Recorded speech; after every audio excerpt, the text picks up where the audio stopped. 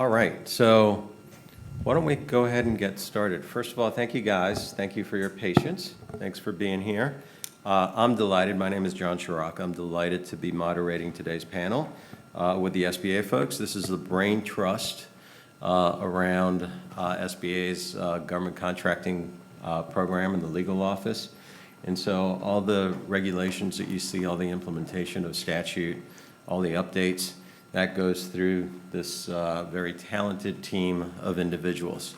And so it's a great opportunity to have them here today to sort of talk about what changes are coming up, what to sort of look for on the horizon.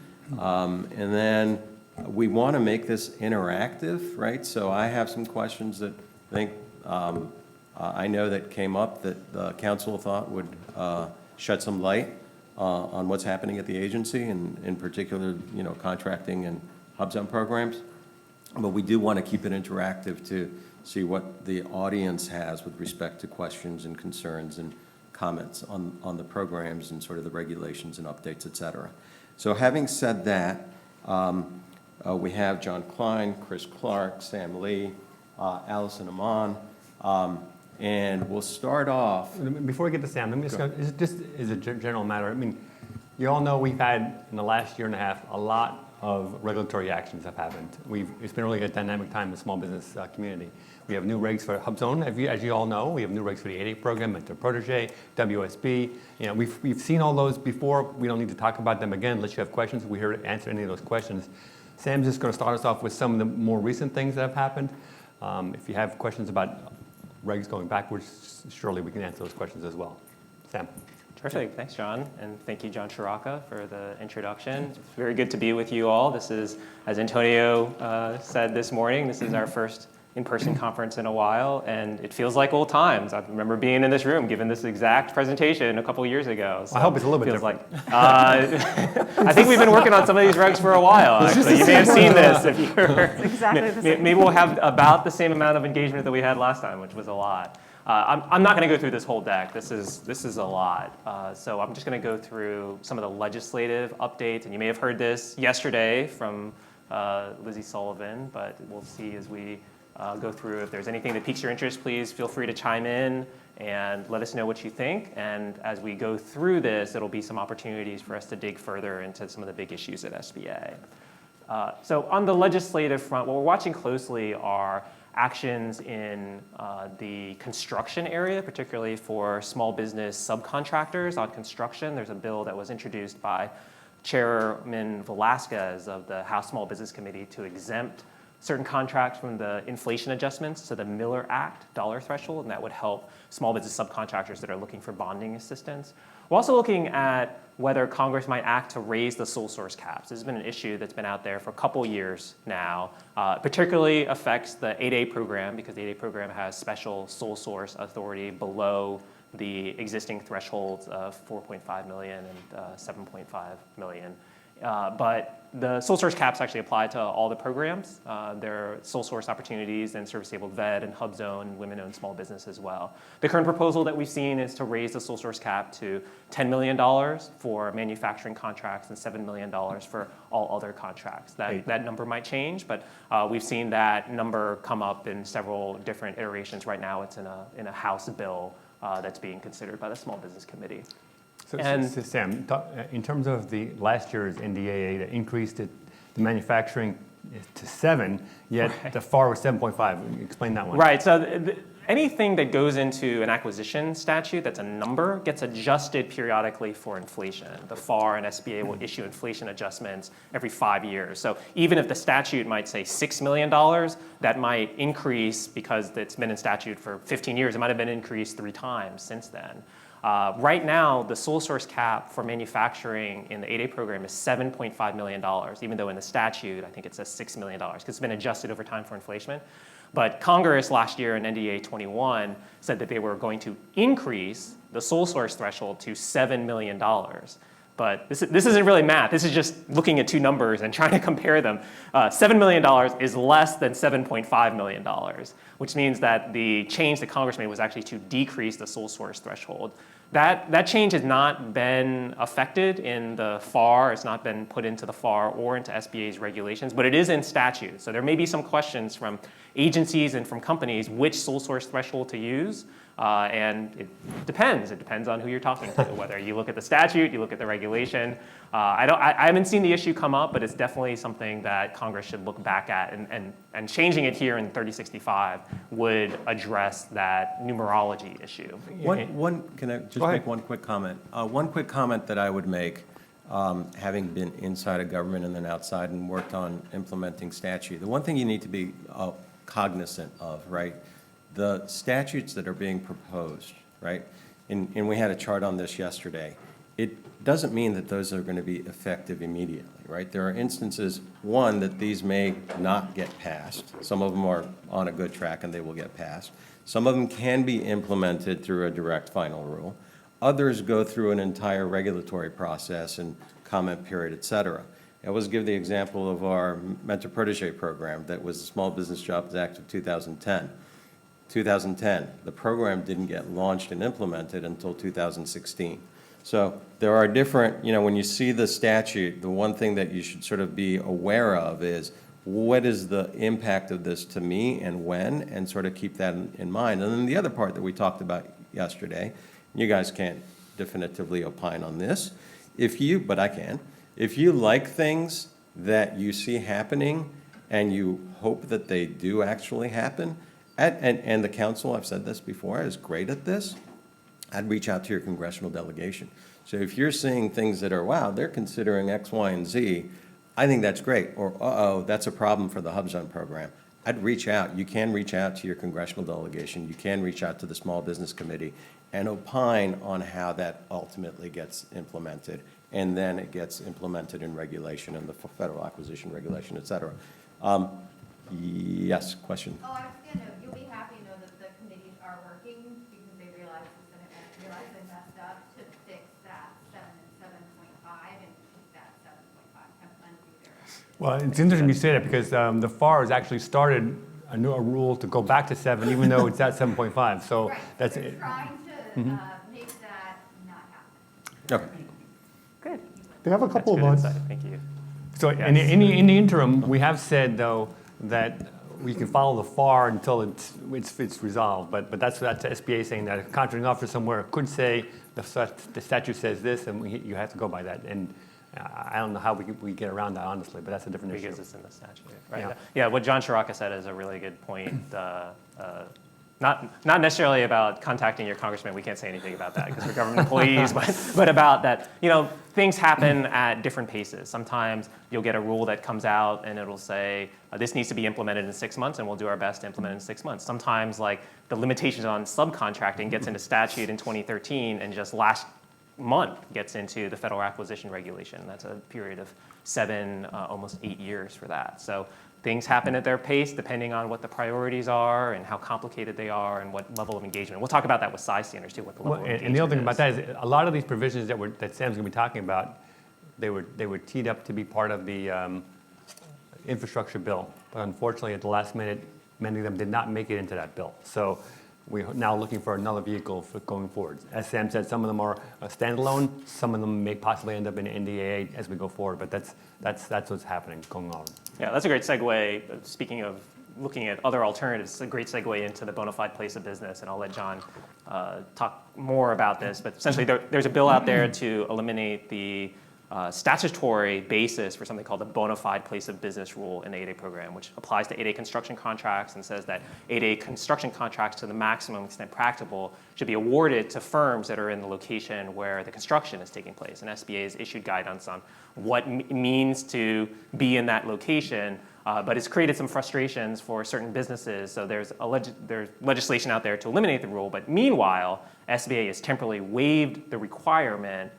This just happened a couple weeks ago at the National 8A Conference. SBA has temporarily waived the requirement, considering that many businesses are working remotely during the pandemic and don't really have a place of business, a defined place of business for the purpose of this statute. How many 8A firms in the audience? Okay. So just as a backup, the statutory language actually says, to the maximum extent practicable, as Sam said, 8A construction contracts shall be awarded when the county or state where the work can be performed. What we're saying in the notice that came out says, because of the pandemic and teleworking and economic restrictions being placed by governments and locale, state, local, whatever the case may be, it's not practicable under the statute to require an actual place of business that they be at this point in time. So, and what the notice that we came out said is that we were suspending the bona fide place of business rule through September 30th, 2022. At that point in time, as Sam is talking about, maybe there'll be a legislative fix to that. If there's not, we'll have to go back to it at that point in time. And the big thing about that is that in the past, it was clearly applied to our 8A competitive construction contracts, but it wasn't clear that it applied to 8A sole source. But the statute doesn't make a difference, doesn't differentiate between the two. It says for 8A construction contracts, this shall occur. So even though it wasn't clear per se, SBA headquarters at least, always thought that it was in fact applying to both sole source and competitive 8A contracts.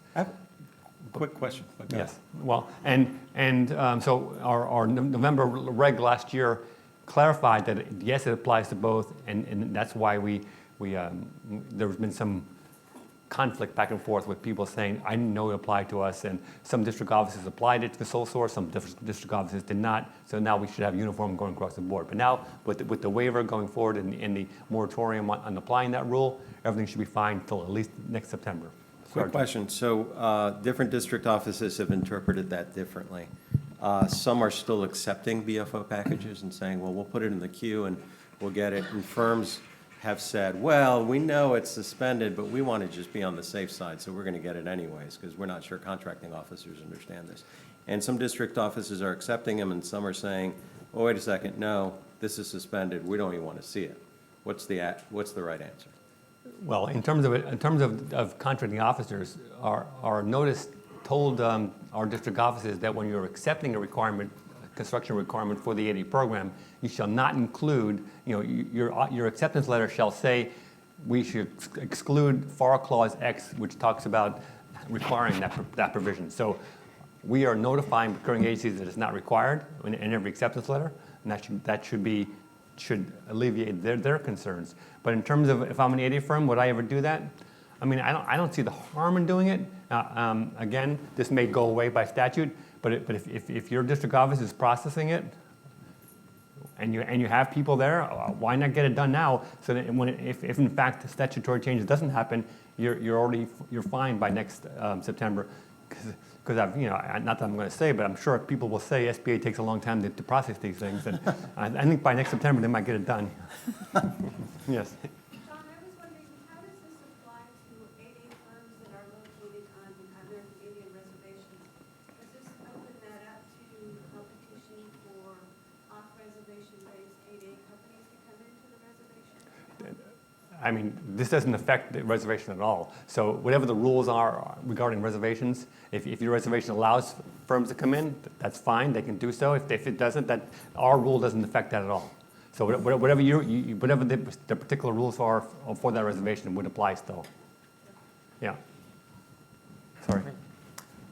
I'll skip over to statutes that have passed now. We were talking about proposed legislation, things that might be coming down. Every year in the National Defense Authorization Act, NDAA, SBA gets a list of new statutory provisions to implement. So these are, for almost all of these items, these are items that SBA has been ordered by Congress to implement, and we're working through that process, as John Shiraka mentioned, that the process can vary in how long it takes to be completed. And some of these have specific dates in the statute where SBA is expected to complete them by.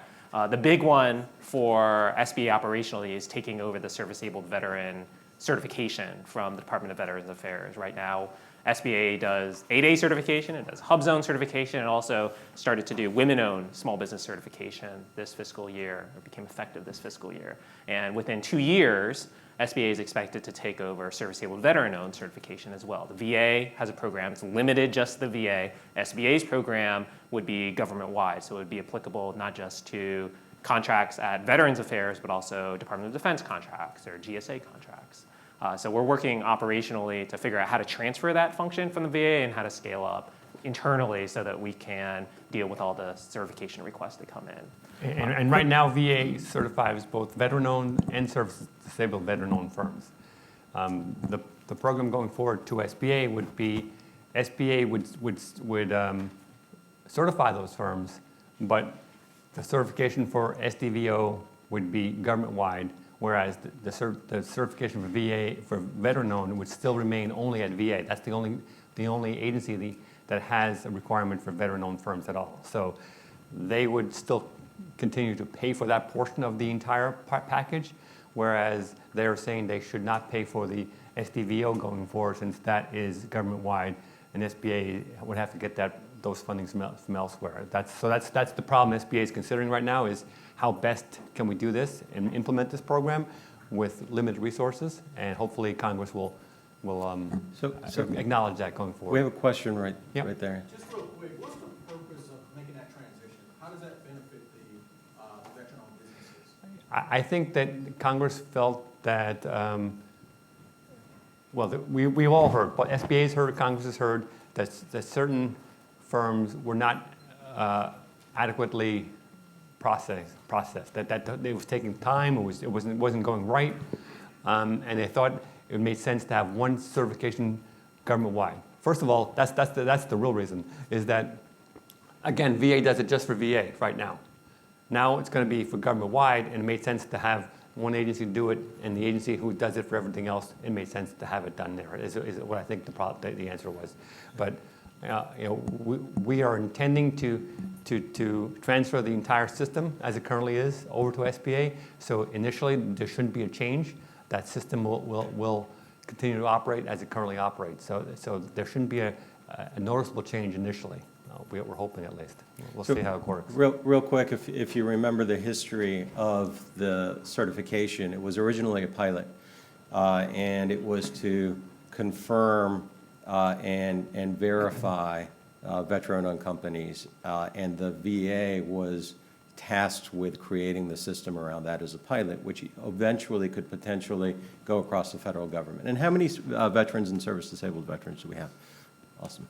And so if you remember, the report on the pilot came out, and the report said, wow, because the report was supposed to say, okay, how are we going to implement this government-wide?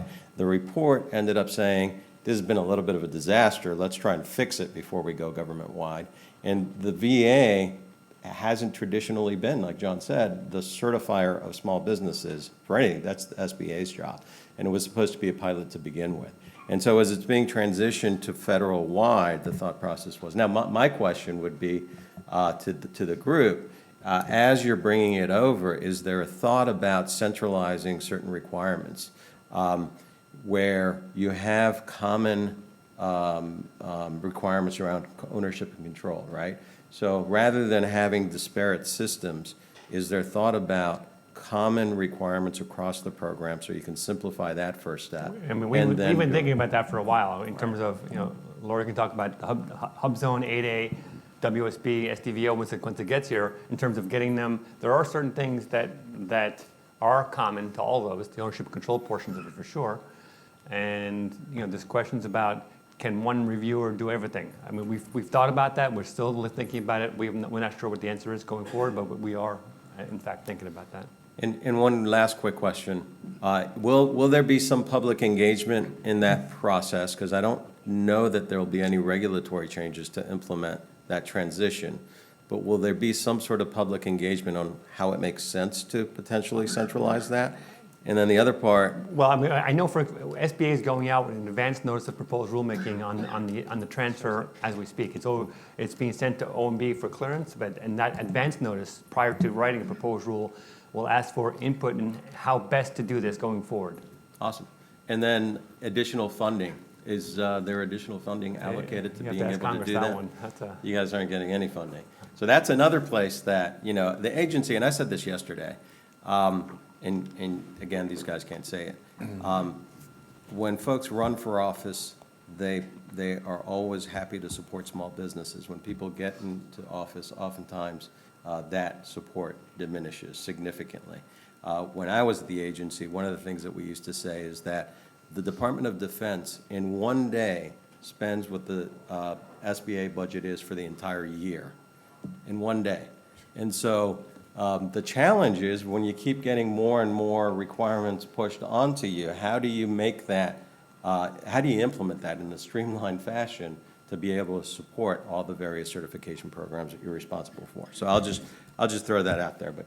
Sam. Sure, I'll touch on just a few other issues before we open this up to questions. One on size in this 863. We're making changes across the board to our size standards. We're looking at every single size standard, and we've proposed new size standards for 5 of 6 batches, and there will be a 6th batch that's coming out very soon. Now, Congress has directed us to change the way that we calculate the size of an individual business. Last year, we changed the averaging period for receipts-based size standards, those dollar-based size standards, from 3 years to 5 years. There's a 2-year transition period for that. And now Congress has directed SBA to change the averaging method for employee-based size standards. For quite some time, actually since the agency started, we've used a 12-month averaging period, and the statute directs us to change that to 24 months. So you should be seeing that change pretty soon. And then one other thing from the NDAA is 868 here about past performance ratings. Congress had heard from small businesses for quite some time that it's very hard to get your first contract because there are past performance requirements on every contract. So you can't get your first contract unless you already have a contract. So you have a chicken or egg problem there. And the solution to solve some of that is to allow businesses, small businesses, other routes to get past performance ratings. One way would be by performing as a first-tier subcontractor on a government contract. And a second route would be to participate in a joint venture with another business on a government contract. And those 2 routes would allow you to receive past performance that you might be able to use to get your first government contract. So SBA is implementing that 868 right now. Real quick, Sam, on the size rules, there were some published rules for comment last year, end of the year, and early this year, I think in January. Any timing on when those will be published as final rules? Are we looking to? Well, it depends on which one you're talking about. We have 6 different batches that are coming out. 5 of them Sam, have been why don't you published. go through the 2010, Oh, sure. So we're required by law to review all of our size standards every 5 years. That's the Small Business Jobs Act of 2010 required SBA to review all of our size standards. And there are over 1,000 size standards, so it's quite an undertaking by SBA. So we don't come out with 1,000 different public notices and rules and comments on each of those 1,000. Instead, we do them in batches. I think last time we might have done 15 batches, and this time, for this 5-year review, we are issuing them in 6 batches. And it just so happens that the first batch received the most number of comments we've ever gotten on a size rule. We received over 1,000 public comments. And I'm telling everybody in the audience right now, if you submit a comment to SBA on a rulemaking, there is somebody that sits there and reads that comment and tries to think about how is SBA going to address that comment? Is it a legitimate comment that we should try to make a change? So that first batch, I have to say, is somewhat challenging to go through and get to all of those 1,000 comments and prepare a rule. But we're in a good spot on. Was that on architectural engineering, or that one was actually professional service? agricultural. Oh, okay. Agricultural. And the reason for that is it's the first time that SBA has set size standards for agricultural. Previously, it's been by statute. So this is your first chance to tell SBA what you think the size standard should be. and the size standard set by statute was always very small. Very low, So yes. now this is the first time there's an opportunity to increase that size standard. Right. And I know many people are interested in the engineering and the agricultural. I think that might have been group 2, or I think that was actually group 3, the third one that we came out with. And we're working through the comments on those. There was less public engagement in terms of number, but we received some very detailed comments on group 3 on architectural and engineering. And we do hope to issue those within, say, the next 6 months or so. But 6 months. But it depends on how quickly we can get out this group 1 before we can get to the next ones. Okay. But we do hope to get So those out sometime. I forget, have all 6 been proposed at this point? No, there's one that's One still is not. outstanding. I thought so, Right. yeah. There's The one for manufacturing sector? employee-based size standards. Employee-based. Yes, we're still. So within the next 6 months, we should see the final rules sort of coming out. Yes, we'd start seeing and the order hasn't quite been decided. Are we going to do group 1 first and keep the same order that we have proposed? Or are we going to try to do some of the ones that we've heard from the public that are more vital for government contracting in particular? Awesome. But you should start seeing those final rules come through very soon.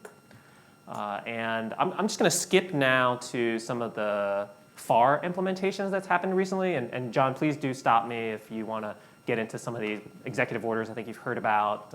Antonio spoke a bit about the executive orders this morning. The rest of this deck, and this may be available to people, we've talked about some of the changes we've made in the 8A program, consolidating the mentor-protege programs, and some requirements regarding eligibility for orders off of multiple award contracts. This 8A mentor-protege rule had a lot of changes in it that are not just specific to 8A. A lot of them deal with joint ventures. So if you're in the mentor-protege program, you don't have to be an 8A firm. You can be a HUBZone firm or a small business, and you can take advantage of the joint venture flexibility there.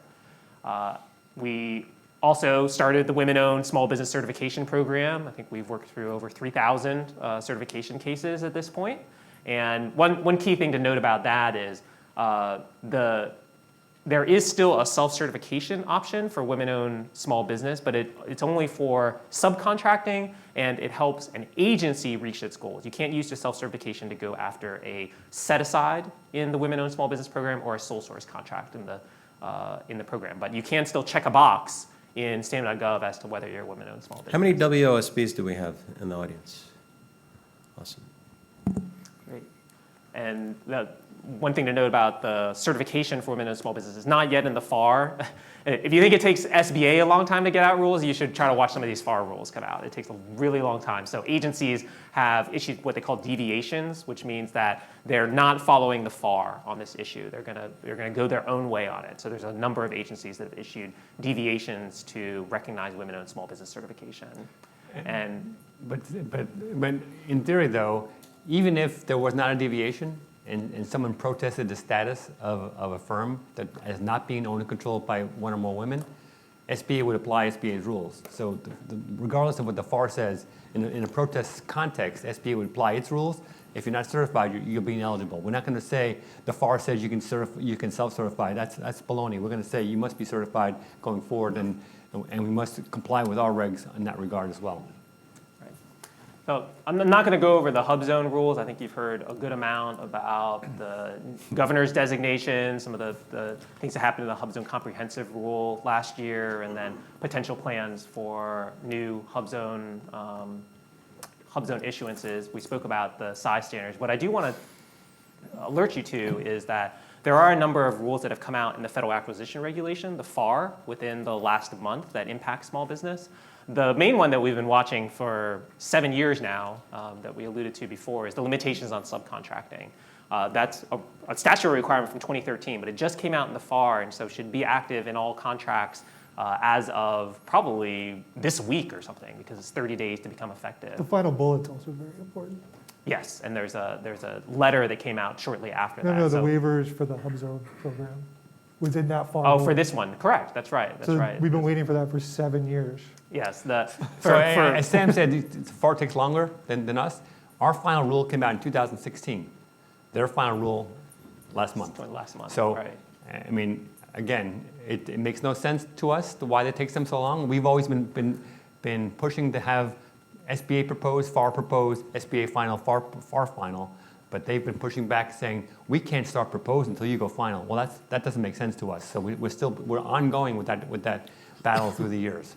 So at a really basic level, limitation of subcontracting means if you get a small business contract or a HUBZone contract, you have to do a certain amount of the work yourself. You can't subcontract it to another business. Now this says that you can subcontract to a similarly situated business, which means if it's a HUBZone set aside, another HUBZone firm, because really all the government cares about is that this work go to a HUBZone firm. So you could potentially team with another HUBZone firm and perform that HUBZone contract yourself. So the actual wording of the statute changed from, it used to say, you must perform X% of the work with your own labor force. Now it says you can't subcontract out more than X%, and subcontracting work does not include work performed by similarly situated. So, in the construction contracts, it changed from you must perform 15% to you can't subcontract out more than 85%. And the calculation changed too, am I not right? The calculation Right, changed it from used to be labor based on to- the cost of Right. the contract, and And now now it's it's total based on how value. much you're actually paid. And then Except our regs do exclude, like if it's a service contract, we exclude the manufacturing portion of it, the supply portion of it.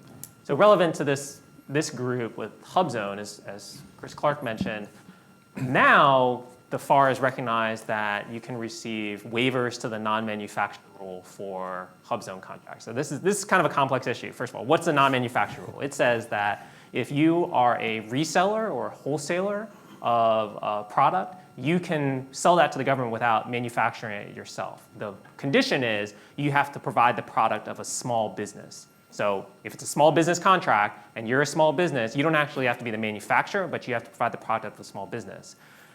That requirement that the product be manufactured by a small business can be waived by the SBA. There's something called a waiver of the non-manufacturer rule. SBA says there are not small business manufacturers for this specific product, and therefore will allow a small business reseller or wholesaler to provide that product to the small business without meeting the requirement that that be a small business product.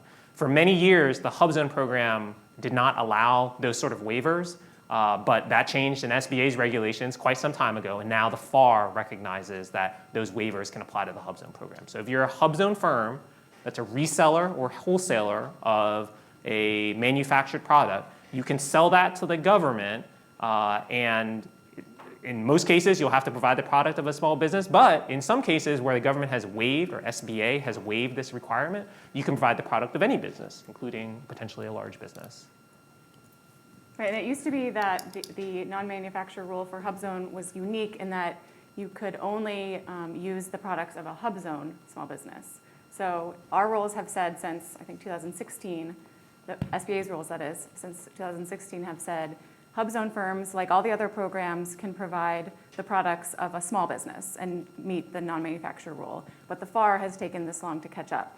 So that's been a problem in a number of cases. I know firms have reached out where contracting officers say, we follow the FAR, sorry. And our argument is always, well, this is our program, our rules.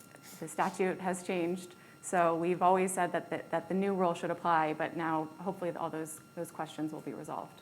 Like that. If you're going to be in our program, you have to follow our rules. Right. Lay down the law there. Exactly. That's very good. A couple of other things that came out from the FAR before we get into questions. Chris? Just a pre-question, because I've gotten a lot of questions about the limitations on subcontracting. And has there been any guidance on when or if these changes will be required going forward on like long-term multiple award contracts? That have already been awarded? They've already been awarded, but they're like a 10-year contract. Is there Right. going to be any guidance on whether or not they should eventually modify their contract? I think if you are a contractor that would benefit from these new rules, you should ask for an amendment. But otherwise, you have to follow what's in your contract. I mean, that's the unfortunate part about this, is that SBA changed this 5 years ago, but for 5 years, some of these older provisions have been making it into contracts. So that was the question I've been getting, and I've always been telling people you have to contact the contracting agency. Right, Our rule does not force them to change their existing contracts, right. even if they're really long. Yeah. So just a couple other points, and then we'll go to hand it back to John Chiraka for general comments. The FAR also issued a rule on procurement center representatives. These are SBA employees that are sitting, at least when we were in the office, they were sitting with contracting officers to try to push them to set aside things for small business. So they've gotten increased visibility into agency procurements under the new FAR rule. And then the FAR also issued rules on small business subcontracting and trying to keep large contractors that have subcontracting plans accountable for subcontracting to small business. There's a rule that says that the government can impose liquidated damages on large contractors if they don't meet their subcontracting plans. But there's a big exception to that. It says if the large contractor has performed its subcontracting plan in good faith, but still hasn't met its goals, then it doesn't have to pay the liquidated damages. But there's been a lot of discussion over what does it mean to actually meet this good faith requirement. So the FAR and previously SBA have put some definition behind the good faith requirement. Can we, Chris, I think you have a little bit of updates on the subcontracting program as well. Okay. Do you want to sort of share that? Yeah, I can give it now. So we're in the process of finishing up. Congress changed the statute. There's a provision in the statute and in SBA's current regulations. So a big part of subcontracting is the prime contracting getting credit for utilization of small businesses, the government getting credit. So there's a provision where prime contractors and the government can get credit for small business participation below the first tier. SBA wrote a rule implementing that. and it was very favorable to encouraging more first-tier small business subcontracting. Congress changed that, which will move more subcontracting opportunities down for small businesses to lower than first tier. So we're still working on finalizing that rule because obviously it has big impacts across everything. One of the big things that when we wrote the previous rule, we wrote it kind of like within the limitation of what our reporting system could handle. And this time the decision kind of was made, is just write the rule the way SBA wants the rule written and let the computer system catch up to us. And I think that that'll be one of the big changes because if anyone, you luckily are small businesses, are there any large businesses here? Okay, so you have to deal with inputting it. So we've been taking into consideration how difficult that can be. And so instead of writing the rule, trying to, on that confines, just write the best rule possible. So we're working on the lower tier. The other thing that we're going to be working on, and it might slow up the lower tier a little bit, is we've got a lot of issues on multiple award contracts and especially GWACs with the reporting requirements for subcontracting really getting over some burdensome with like thousands of reports a year because you're reporting at both the individual order level and the contract level at two different agencies. So a lot of people, so we want to like basically write a rule that streamlines that process so the reporting kind of makes sense. So that's one of the things. It's kind of, that's a problem because basically all the agencies involved want credit. Right. So they're requiring a lot of reporting. And we don't really think that much reporting is necessary. So yeah, those are the two subcontracting updates. But one quick question on that, and I think there might be some audience questions as well.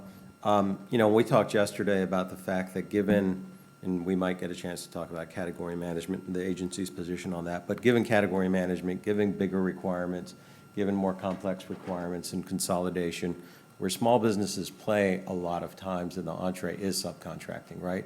So bringing transparency into that subcontracting and making that data publicly available is really important. And there's a lot of concerns with large businesses, I understand that. And so it's very encouraging that the rules are being written not as a result of the antiquated system, and I call it antiquated, I was responsible for it for a long time and didn't get a chance to update it, but it is an antiquated system. So it's encouraging that the rules are being updated not based on the antiquated system, but based on what makes most sense. Is there any guidance on when systems updates may occur, if there's any funding for systems updates? Any thoughts? So Well, you've seen that SAM.gov was updated, with beta.sam for a while, was updated very recently, I think in the last 3 months, to bring those systems together, including federal business opportunities and EPLS and some other ones. I think so the systems are all run by something called the Integrated Acquisition Environment, which is part of GSA. Their next priority is to implement the UEI, Unique Entity Identifier, which would replace the DUNS number. So you wouldn't have to go to Dun Bradstreet before you get into SAM.gov. And from what I understand, if they can get that done, the next thing would be the ESRS? electronic subcontracting yeah, system. so that's kind of like our goal is lining up our rule change to come in before they start working on that. So it's all integrated and it all works out. So there's kind of like no big rush to get it done before they can work on the change on the system. Any timing on the rule for public comment or anything? Oh, yeah, it's soon. Like, It's not OMB yet. by soon, like, Within 6 months. yes, but government soon. Government soon, okay, Government Makes sense. soon, yes. perfect. Oh, there is one thing I always like to point out to small businesses that do subcontracting. You may not be aware about it. SBA, we really wanted this rule put in. There is a provision in every one of your prime contractor's contract that they have to let you talk to the contracting officer, especially about payment issues. So if you ever have a prime contractor and you have a payment dispute, you can just go right to the contracting officer. It's in the prime contract. It should be in your subcontract. It's one of the complaints that we get the most about subcontractors. Is they feel like there's no recourse.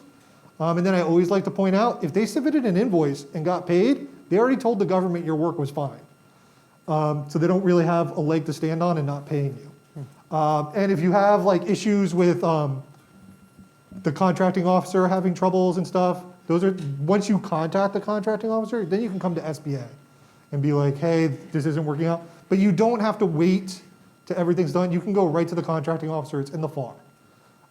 It's a relatively new provision. It's only like 5 or 6 years. A lot of people don't use it, but you can. So you do have a direct, every small business has a direct line to the contracting officer. Did you have a question back there? Yeah, I'm glad it's on this good faith slide. I have seen, I've responded to a vast number of IDIQ contracts. And many of the large businesses are selecting their small businesses on elements that are listed in your contract because the government comes up with a very broad swathe of capabilities. The primes are actually selecting their sub-team based on the least likely to be used of those components. In a good faith, if you're doing, for instance, a vertical contracting to rehab existing buildings, and all of your subs are in archaeology, tank removal, and other of these ancillary services, how is that in good faith? Sam? Can that be addressed in your example? Right, I see the point that, so just to clarify what this is about, this is really about a two-step process in looking at the subcontracting plan. So I think in that case, and I get it, small businesses need to be able to work on functions that are vital to the government. It shouldn't just be, as you said, the ancillary services, whatever it is that this contractor can't do. Small businesses should have the opportunity to work on the core functions of the contract. This good faith is looking at the process for subcontracting for firms that don't meet their goals, and that's the important part. Firms, large businesses negotiate with the contracting agency over what the goals are in their contract. And they'll say, for this construction project, we as the prime contractor can perform 60% of it, and then we'll subcontract the other 40% in these areas, and then we'll use 5% of that for HUBZone or 3% of that for service-able vet. If they don't meet those targets, then you get to the question of whether they tried, whether they exercised good faith in doing that.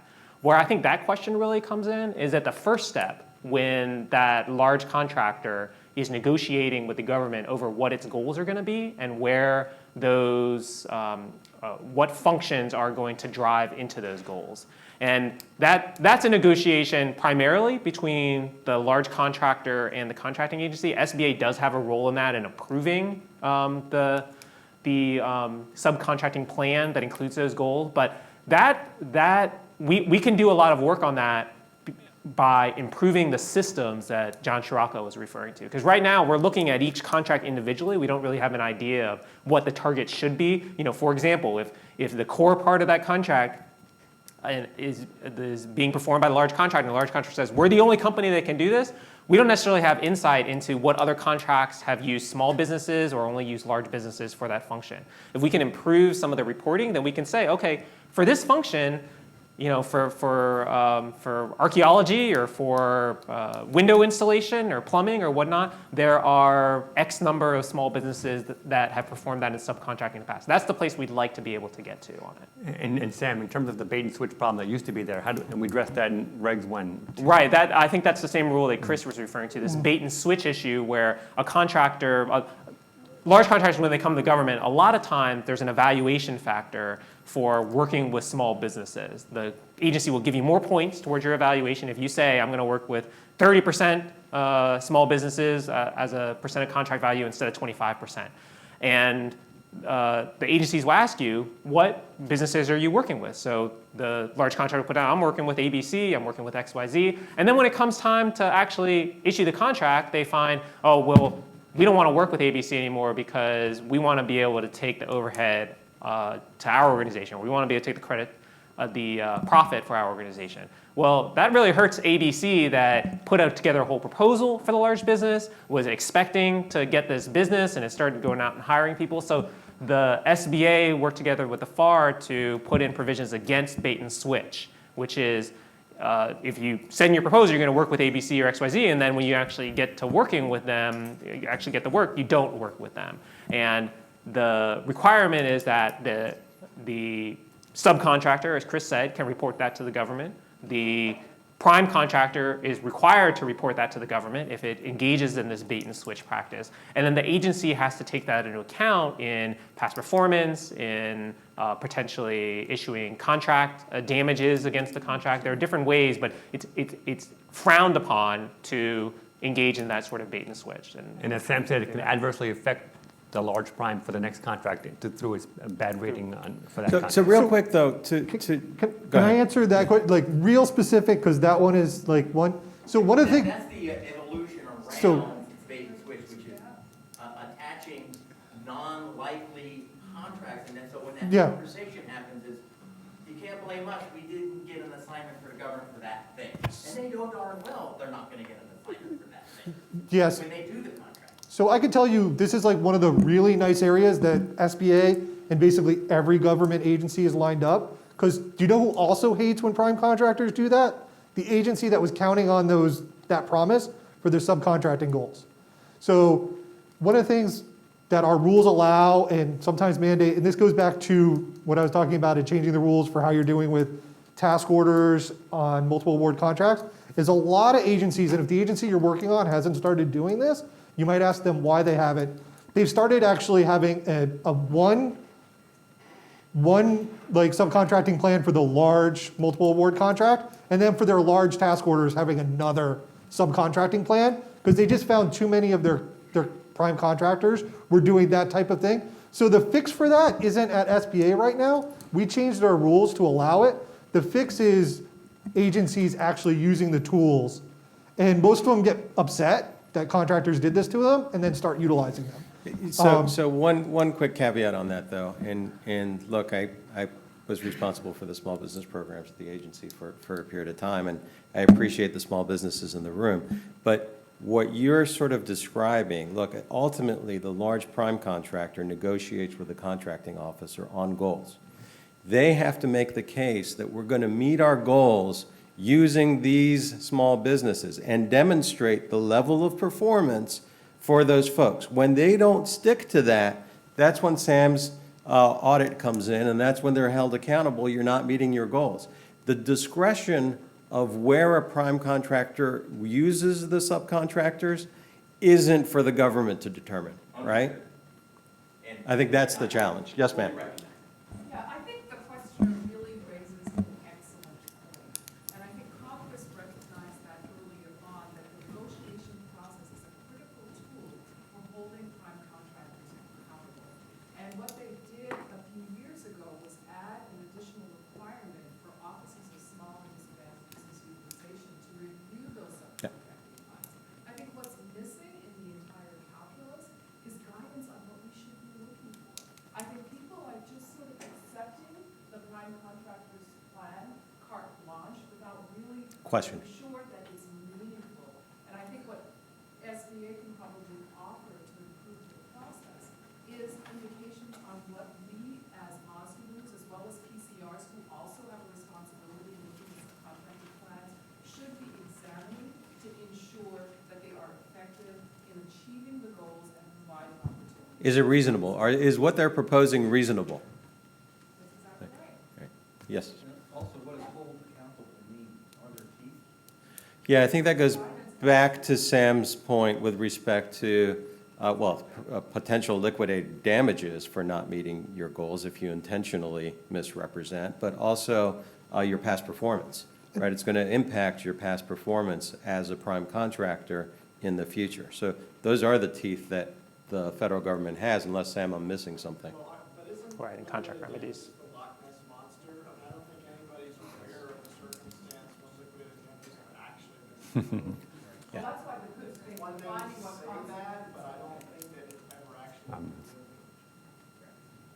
And from being also a former large business contracting officer, when I see a contract coming out from the government on liquidated damages to your subcontracting plan, I'm going to be very, very careful on how I represent that contract, or my company may not even participate. Because those kinds of liquidated damages are the kinds of things that can get that project manager in a lot of trouble later on because they're not meeting their profitability goals, and they're gonna ask you why. Well, then it turns into a free-for-all in that organization. More times than not, a more cautious firm won't even comply. So sometimes you can actually put yourself in a competitive disadvantage by adding someone like liquidated damage. Well, if you're working with the government as a large business, you don't have a choice. It's by law. Whether they do it or not. Right, yeah, if you're gonna get the contract, you have to commit to potential liquidated damages. Lori? Just a quick question, does this rule, Chris, that might be coming out in 6 months, is this an advanced, like, is there a public comment? Oh, there'll definitely be public comments. So, And are some of these comments appropriate for that rule? Like, is this a window for? no, because they haven't seen the rule first. No, but once the rule comes out, of course, responding to it is the. And remember, we read them. Yeah, someone, like, I will probably read them. Yeah. So if you send them, and I actually always encourage people, send in your comments. They're always actually really helpful. A lot of times when all of us write, we actually request comments because it's really helpful when we're making rules. Right. And as an aside, and reg writing and comments generally, you know, a lot of times people, if they like something, they don't comment on it. They comment on the 3 or 4 things they don't like. So I always talk about a reg I had many years ago where I got 3 comments saying I don't like the way this is written, so in the final rule I changed it. And then hundreds of people said, why'd you change it? I like the way it was. Well, we didn't hear that you liked the way it was.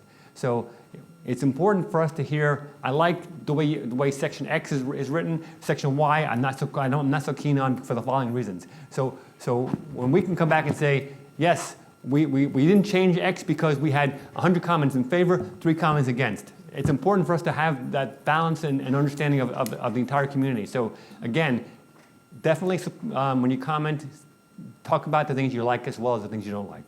John, I was wondering, did you get any comments on the facility security clearances? We did. And were those in favor of it? They were.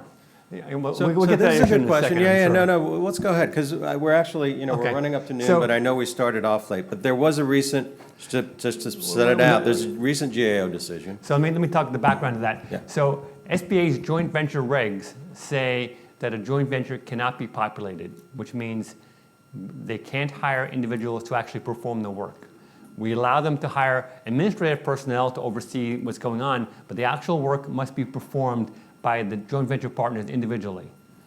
So in that context, some procuring agencies have told us that they want the joint venture itself to have the facility security clearance in addition to the individual partners having the same clearance. That's the background of our rule change. So in November of last year, our reg change said that because of that joint venture rule that we have, it's impossible for the joint venture to do the work because they can't hire people to do the work under our regs. The work must be done by the individual partners. So as long as the individual partners each have a security clearance, that should be sufficient. That's the first thing we said in our reg. The second thing we said was in a situation where if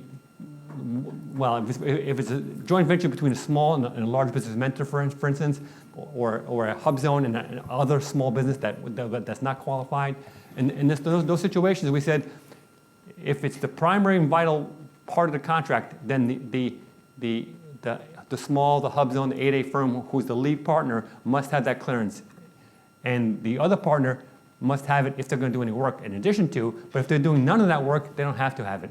But in most cases, if it really is the primary and vital part of that contract, of course the other partner is doing some of the work, because that's the reason for a joint venture, is that the small, the 8A, the HUBZone, whatever the case may be, cannot do the work by itself and needs the joint venture to actually do the work in a responsible way. So in that context, it makes sense for both of them to do it. However, what if the security work is ancillary to the contract? The contract's for X, there's a tiny bit of security work as well. In that context, our reg said that we will allow the small, the 8A, the HUBZone not to have it, and the other firm to have it when it's ancillary, and if all the work is done by the other partner. That's the way our reg said. Then we had a GAO case. There's actually 3 cases out there right now. We've gotten a decision on one. Was it the Department of Defense that challenged that? It was the Air Force. All 3 cases are from the Air Force. So the Department of Defense, so we went out with our rule. We started talking to NARA. Is that who does it? That's records? I forget who it was. NIST? Anyway, we were talking to 3 different agencies trying to get them to come out with a joint statement of policy between SBA and the DoD security clearance people. We were getting close to that, and it never happened, unfortunately. Then we hear that after the fact, they ended up finalizing a reg contrary to our rule. Then in the interim, what we have GAO, a protest at GAO. Real quick, so you're saying that the Department of Defense finalized their rule After our rule. and contrary. Saying the joint venture must still have it. Got it. So then, let me finish my story first, and then I'll get back to you. So then what happened is the case was filed at GAO. The protesters arguing that they should be able to follow SBA's regs. Both parties in this case, in the cases at GAO, both parties had the facility clearance. So it was assured that in those cases, all the work is going to be done under the proper procedures, because both of the companies individually had the necessary clearances. SBA argued 2 things. We argued first that there was a statutory provision last year through our regulations that talks about the past performance and experience of the joint venture partners must be considered as part of the joint venture. So we use that to say that if the joint venture partners each have the individual clearances, that should be able to use for the joint venture. And secondly, we argued that there was provisions of NDAA last year that said it wasn't the performance of work clearances, but it was getting into the base clearances that said the joint venture, you can't require the joint venture to have that if the individual parties to have it. So we used those 2 things. Even though the one wasn't directly on point, it was kind of on point in terms of the security clearance from the NDAA. That plus ours, we argued that. Air Force argued that because it's a DoD issue, their reading should be given deference over our readings. And as John and Sam have noted, the case in Infotech ruled in SBA's favor. SBA's rules are effective and prevailed. Right. And so that means the agencies must allow the joint venture partners. In the other 2 cases that this decision did not come out in, Air Force withdrew and is taking corrective action to allow that. So in all 3 of those cases, that's the rule. The one thing that's still undecided is the ancillary case. All 3 of those cases were involving when both parties had the security clearance. They said that's fine. So in the case of the ancillary work being done by the non-8A, non-small partner, non-HUBZone partner, that hasn't been officially decided yet, but I would still argue the same thing going forward. But that's also just like a much smaller group. Much smaller, like yeah. The big more one, often the than big not, one they we got. both have them. Yeah. Any questions on that? I think there was. John, I was just going to point out the reality, if I'm a joint venture, by the time I can get a contract where I can get a facility clearance, by the time I process through and got the facility clearance, I'm up against the 2-year rule and I can't bid on anything anyway. Well, I mean, that's the other reason we said that it made no sense, because many times joint ventures are formed for the first time, and if you're a new joint venture, of course you wouldn't have the clearance. So it just seemed contrary to anything that made sense. You don't have past performance either. Right. Yeah. So real quick, Sam, are you? I'm done. Okay. Yep, please. So Chris, you sort of covered subcontracting, and again, that's so important in the current environment. Ally, if you can touch just slightly on sort of the flexibilities that we've enjoyed, I guess, in the HUBZone program through the pandemic with respect to office and employees, et cetera, and what the status of that is and what we might be able to expect. I don't know if there is a lot of clarity on that, but just real quick. Sure. And Lori, you can jump in if I'm saying anything that you disagree with. We're lucky to have Lori here to correct me. But for those who are aware, we've had a flexibility in place since I think it was March of 2020. We kind of really quickly, when the pandemic hit, we realized HUBZone firms were going to have a hard time meeting the principal office rule if everyone's working from home. So we've had this flexibility in place that we issued through a notice at SBA, where we're allowing firms, HUBZone firms, to meet the principal office requirement by essentially telling us that I have this office, here's my lease for the space. However, because of the pandemic, our employees are teleworking. If they weren't teleworking because of the pandemic, they would be working at that office. So you're basically saying this would be the primary office where everyone's working, if not for this pandemic situation. So again, we put that in place in March of 2020. We extended it at one point. I think it was initially through March of 2021. We extended it. It currently is set to expire at the end of this month. However, we have we realize that we're still we're wearing masks right now. I think there's probably fewer people at this conference than there would be if not for the pandemic. So it's not over, and so we have recommended that we further extend it. We don't have an official notice in hand, so unfortunately I can't tell you affirmatively what the new deadline would be or expiration date would be, but we're looking at another 6-month extension. And I think we probably welcome feedback, right, Lori? The only thing I would say about that is SBA just, as I mentioned before, made the flexibilities in the 8A context of a bona fide place of business, extending it through September of next year, so that we will consider this as well in the processing to see, should we make them the same, should we make them different? As we go through it, we'll think about that. Yeah, so I think we would welcome feedback on, is this still an important flexibility for HUBZone firms? And for how long do we think we'll need to look at this? Thank you. So I have a couple of questions that I wanted to throw out to the group, but I also want to open it up for the audience because, it's not often that you get the whole SBA legal team in one place. One of the questions that comes up a lot, especially with respect to the HUBZone program, especially when we're looking at a lot of infrastructure spend, is the Department of Transportation and sort of the DBE program, the DBE spend. And transportation not recognizing HUBZone, right, as a for DBE goal, and that's a different program. But we recognized Frank yesterday for working with the FAA to get the HUBZone program recognized, even though they don't necessarily have to follow the federal acquisition regulations. What are the prospects of that happening? Because we're going to have so much spend in infrastructure, presumably. And what would that look like? Is there any sort of thought or process in that, and what would that look like? Making HUBZones eligible for as DBEs? Is that As DBEs when I don't Department of see that. Transportation. I don't see that happening in that context, honestly. There's always been a question about whether DBEs and SBA's 8A program should be the same. And again, they're close, but they're not identical. And the DBE program has women as a presumed group.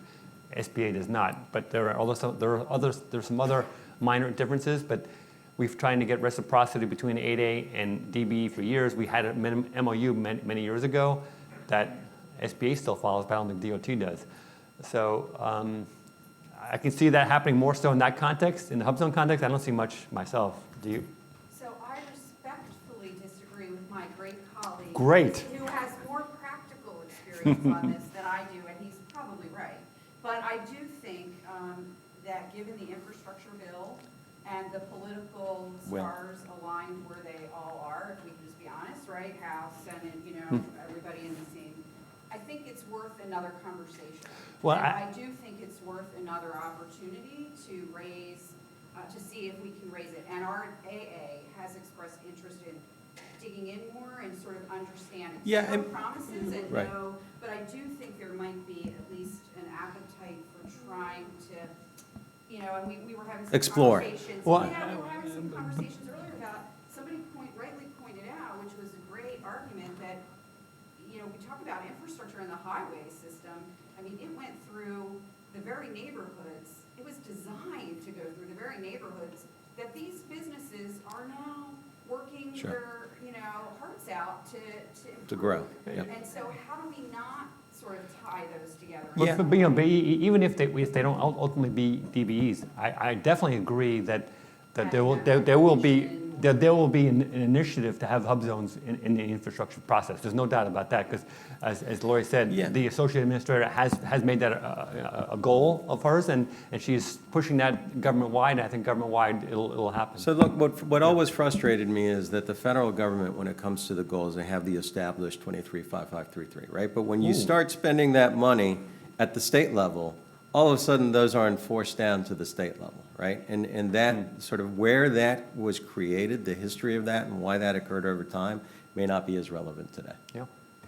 So, I don't know, guys, any comments on that? It's also a huge, it plays also into the work that this council's doing, and Michelle Burnett too, to really get the HUBZone status recognized throughout the country at the state level. Yeah.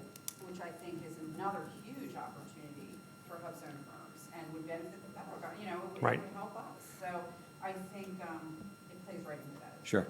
I think we have a question right there. Just a Yeah. comment, like, as a prime, when we have suppliers, we realize because of the redraw of the HUBZone, where we reach out to them and say, hey, do you know you're in a HUBZone?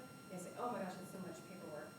We have to sell, not necessarily sell to them, well, hey, I'm a prime, I need it, but that you can expand it to other areas, and like with the promise of that infrastructure bill, that would be great, to help encourage that process. And you guys have done modernization, and they're ready to take those applications, so we can help push that if we have more incentive to say, not just me, I'm not being selfish, but there's other things out there for you. Makes sense. Point. Very good point. Lori, I don't like to step in, but isn't it less paperwork now?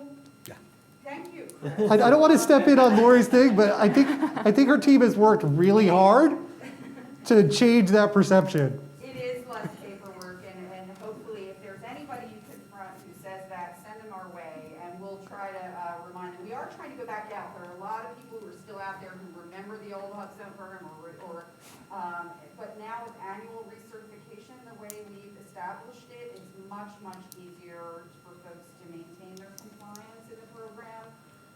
And so we do hope, yes, I'm getting a thumbs up, anybody who's started to appreciate that yet, that the annual recertification really does make it much easier, and we do hope that we can keep getting the word out on that. So feel free to send them our way, and we can help spread the word. Any other questions? I do want to ask about category management and sort of what the agency's focus is on with respect to category management. But any other questions real quick? So we talked a lot about. Sam can talk about. Sure, we category talked a lot about yesterday about category management, and that's the impact it's been having. Darn, I wish I New was here. entrants, small businesses and federal contracting. Subcontracting is sort of the entree now, and well, sometimes only the only way for small businesses. So what's the agency? And look, so the one thing that I put up on the board yesterday, and we discussed, is that you have initiatives that goes through statutory provisions, regulatory provisions. You do have it's long, but you have the ability for public commenting. Policies like category management that were implemented at OMB and through OFPP didn't go through public comment, That's right? not really true. And Right. so you've implemented some changes, I'm not saying you, the federal government, has implemented some changes that have had significant negative impact on small business. And I know this from my days, the agency pushed back against the potential impact of these. What's the current sort of stance on category management, and how are we working to counter the impact that it has had on small businesses? Yeah. Before I get to that, I don't want to miss this point about the engagement of the public and notice and comment. Whenever SBA has a rule, we come out for notice. We got 1,000 comments on that agricultural size rule. We read every single one of them. The office that issued category management was the Office of Management and Budget. Didn't do that. They didn't have. They had a Federal Register notice maybe 4 years before they actually issued the policy, but under their SBA has an act. We have a Small Business Act that tells us what we can and can't do. OFPP has an act that tells them what they can and can't do. And it says very specifically in their act, they are to work for efficiency in federal contracting. Category management's an efficiency program, but it does say OFPP is prohibited from interfering with agency contracting practices, specific agency contracting practices. And there's a possibility out there that as category management grows and grows and grows and becomes more than 50% of federal contracting, we're getting to that point now, then this program really is taking over agency federal contracting. It's not just trying to make lower prices, having the government buy as one. Those are all laudable goals, but as we've seen from the statistics that John Chiraka mentioned, it's decreased small business vendors by almost 40% in 10 years, and decreased new entrants by 60%, and if you track it back 5 years more, almost 80%. So what is SBA doing about that? Well, we are trying to push subcontracting because that is the entree now, but we're trying to work with the agencies to make them aware of the impact that this is having. We have to go, agency by agency and negotiate with them over small business goals. Invariably, we hear from the agencies, it's hard for me to meet our goals because of category management, because we're being told by other offices that we need to meet this best-in-class goal, or we need to meet this tier 1 spend under management goal. Meanwhile, SBA is telling us we have to meet the small business goal, and we just can't do two things at once. So we have to work through the levers of government in order to make that happen. It's not that we can come out and issue a rule, although John's done a pretty good job of issuing rules that throw a few wrenches into it with size recertification at the order level to make sure that category management isn't taking small business credit for large business contracts. But behind the scenes, we are working, as Antonio said this morning, to try to include more small businesses in category management. There was a legislative proposal last year. We can't tell you what to do and what not to do, but there was a legislative proposal last year to automatically include small businesses in small business program participants, 8A, HUBZone, women-owned, service-able vet, in category management without. The statute excluded all those contracts from the category management process. Right, and the goals. Unless they would count anyway. Yes. Right. Yes. So, yes. so that passed the House last year, and as part of the NDA, did not make it in the Senate version, and ultimately did not make it into the legislation at all. But what it did was, it says if you're doing a small business contracting program, one of our set-asides, 8A, small business set-aside, HUBZone, WSB, SDVO, all those contracting vehicles would not be counted in the denominator of what category management must come out of. So, in other words, government, do whatever you want with your 70%. Leave our 20, your 67%. Leave our 23% alone. So I know you guys can't say this, but that provision made it almost all the way through. It passed the House, but for one senator. That's correct. And so that can significantly protect small businesses against category management. So that's another area where advocacy and outreach, and you might have an update. Well, I was going to say thank you, first of all, for mentioning the bill that we've been advocating for, and again, looking to see how we can work that, especially because there's committee jurisdictional issues a little bit kind of cross-pollination. So I know that something I mentioned yesterday, this is the bill I lightly referenced around category management.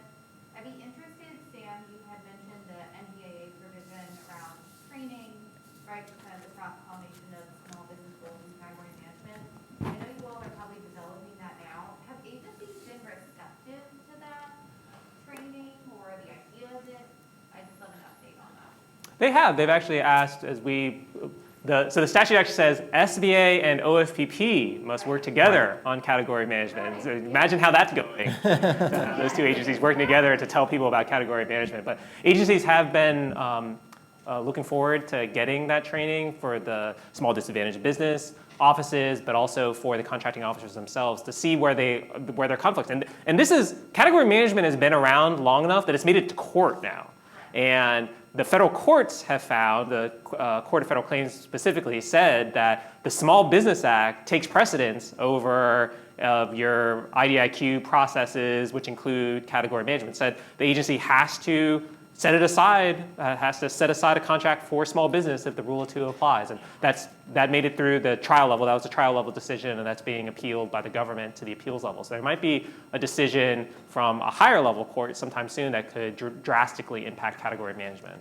But the training part of it, you're right though. As Sam says, it's hard to get SBA and OFPP agreeing on how best to put this out, honestly. We as a group think category management is not so great for small business, obviously. OFPP GSA thinks it's a wonderful idea. GSA. It's because GSA makes money. Thank you. I can't say that either. Thank you for your office, Sam and John, and everyone that you're working through. As they alluded to, and they can't say, working with OFPP on this issue is incredibly difficult. So thank you for your continued work to advocate for small businesses. Absolutely. We really And if you want us to, as we go forward, we'd love to help you, draft language or whatever you need. Yeah. Any other questions? I have one last question for the group. I know we're late to lunch. I appreciate your patience, but I think it's a good one because we talked about it a little yesterday. Any other questions? So we know there's an executive order. I think, Sam, you sort of had them up on the board, and it's the racial equity executive order. And, we talked about sort of the goals, and does that mean the 15% goal? And there's discussion on the Hill whether if you're going to increase that, you should look at making it all ships rising, et cetera, all the tide raises all ships, whatever the idiom is. I'm sure I messed that up. So we talked about the fact that executive order doesn't just talk about goals, right? It really asks agencies to look at their programs and see where there are barriers, inherent barriers to really benefiting from these programs, right? And I always give the 8A program and some of the restrictions in the 8A program. John and I have a lot of discussions about that. But what's the process for that? I mean, is there a time frame? Is there a working group? Are there recommendations being developed? Is there a public engagement process? Can you talk a little bit about that and sort of what the agency is thinking and then maybe what other agencies are doing?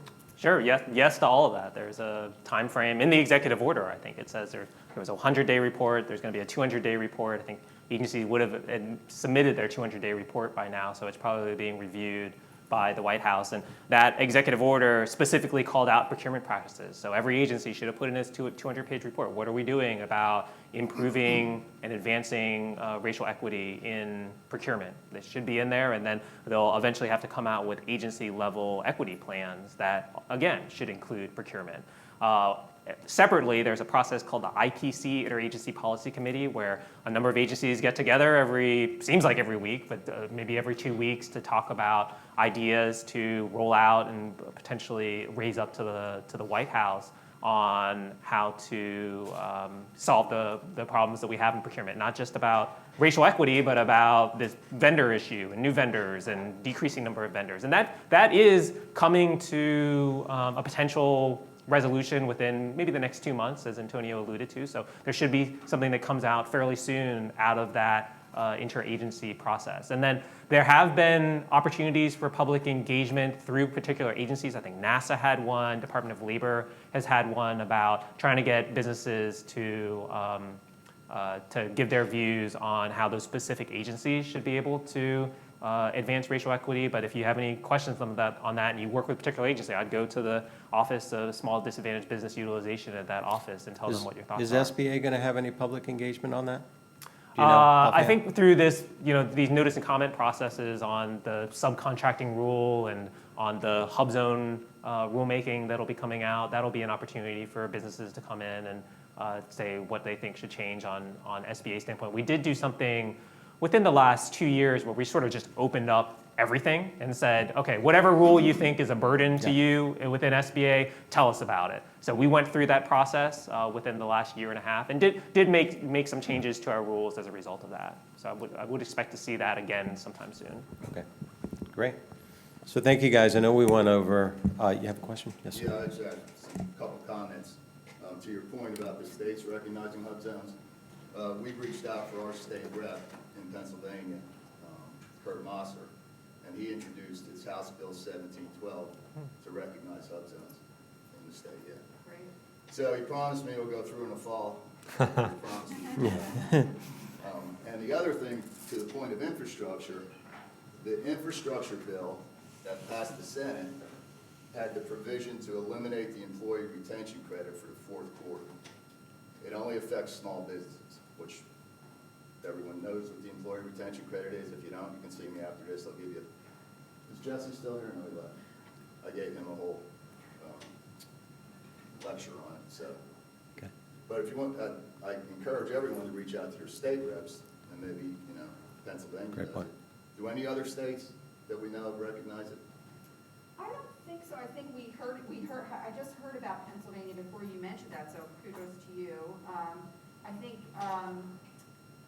Michelle is trying to work with the Maryland Public Utilities, I know, and thinks that might be a very, like a domino with other state, neighboring state utilities and help move that along.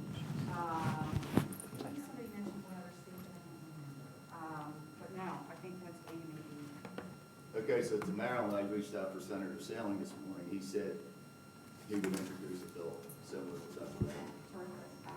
Now, again, Okay. but to the employee retention, to your Right. point to reach out for your congressional delegation, that employee retention credit only affects small businesses. Yeah. And it was snuck into the bill on like page 2400. And it's, like you said, they forget about you. And so now if the House passes, it's going to really hurt our Okay. clients and small businesses.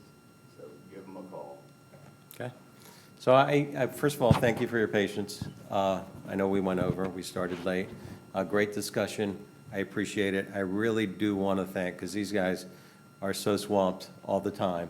And they do an incredible job at the agency, representing small business and making rules. And you know, they get beat up a lot too, by the way. So the agency, including the program offices, get beat up by all the other agencies, OMB, OFPP, and these guys are advocates for small business, trying to do the best they can for small businesses. And taking the time to be here is very much appreciated. So Thanks. thank you, guys.